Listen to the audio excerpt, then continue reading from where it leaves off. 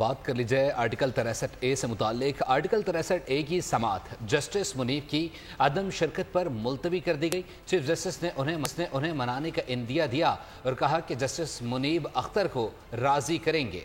अगर वो शामिल न हुए तो नया बेंच तश्कील दिया जाए। आर्टिकल 63A की समाअत जस्टिस मुनीब की अदम शिरकत पर मुलतवी। चीफ जस्टिस ने मनाने का इशारा दे दिया। चीफ जस्टिस कादी फायद ईसा, जस्टिस अमीनुद्दीन, जस्टिस जमाल मंदुखेल और जस्टिस मजहर आलम कमरे अदालत में पहुंची।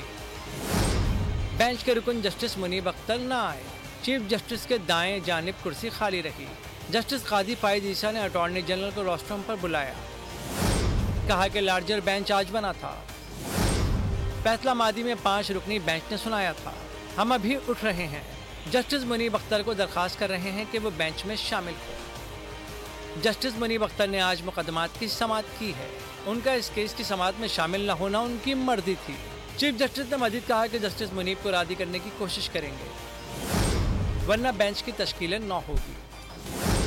जस्टिस मुनीब अख्तर बेंच में शामिल होते हैं या नहीं, दोनों सूरतों में कल केस की समाअत होगी। सुप्रीम कोर्ट ने नजरसानी अपीलों पर समाअत कल 11:30 बजे तक मुलतवी कर दी। सब्सक्राइब करें और बेल दबाएं ताकि कोई खबर रह न जाए।